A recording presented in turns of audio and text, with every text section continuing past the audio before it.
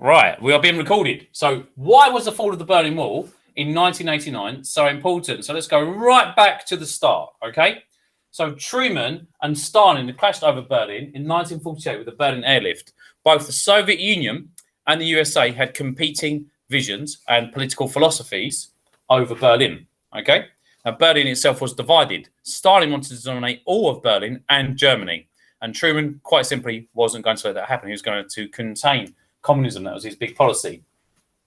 Now, this escalated in 1961. JFK and Khrushchev had a tank off, of all things, okay, in Berlin. Now, a lot of people were afraid that this could be World War III. All right. So Khrushchev and JFK were quite often quite antagonistic to one another, but luckily they resolved it. But they both agreed to keep on backing up their tanks, okay, in Berlin. So Khrushchev first erected the Berlin Wall in 1961 to bring about an end to the refugee crisis. Do you remember in 1958 as well, he had also given an ultimatum to the Americans. It said, get out, you've got 6 months to get out of Berlin. Okay, so he'd been very threatening and posturing. But the thing with Khrushchev, was he just a load of bluff? Was he really willing to go to World War III over Berlin? I feel like the Americans kind of, they caught him bluffing there. Okay, they called his bluff. So JFK himself in 1963, after the wall has been erected, he goes to Berlin and he says the famous lines, Ich bin ein Berliner. I am a donut. No, I am a Berliner. He says there's nothing more proud, nothing greater that you could say in the world than saying that you are a Berliner. Okay? So he makes this massive speech, which is basically saying the USA will not turn its back on you. We will never turn the backs on Berlin. Right. Now, we get a long time pass because obviously that Berlin Wall does its job. It stems the refugee crisis and we get a period of calm, okay, in Berlin. But in the 1980s, we basically get a sea change. We get a turning point, okay? We get a new era in the Cold War, okay? And it's because of two leaders. One of them's Reagan, who's a very strong leader with his economics, with his Reaganomics, and with his SDI, his Strategic Defense Initiative.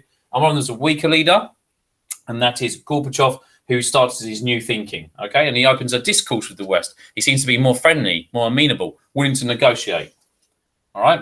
So in 1987, Gorbachev revoked his Brezhnev Doctrine. So this means that 500,000 Red Army soldiers will withdraw from the Eastern Bloc.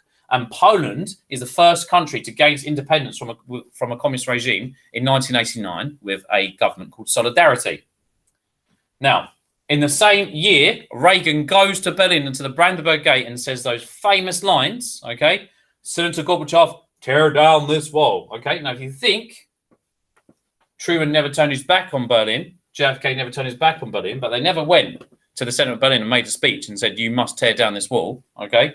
That rhetoric didn't exist. So you can see he's more aggressive. He pushes back against this Soviet regime, okay? Now, another bit of social history. David Hasselhoff makes a song, okay, Looking for Freedom, all right, and it becomes a bang out #1 tune on both sides of the wall, okay. It's very popular with people from East and West Germany. It becomes a kind of anthem for freedom. So did David Hasselhoff basically lead to the end of the Cold War? Well, maybe an argument can be made for that. And last but not least, an East German official called Schabowski, the big Schabowski, okay, he slips up and he says in an interview on state TV on November the 9th, 1989, he says, if anyone wants to cross, they can do. Okay? And he wasn't supposed to say that. And it's kind of like he's like a mistake answer to a question. But everyone who's watching the TV at that point just goes out and they demand to cross the border. Okay?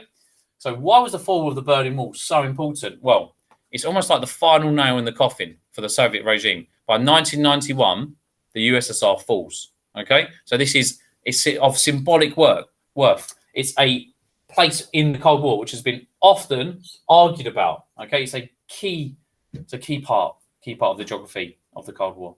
So there you go, guys. I will now stop this recording there.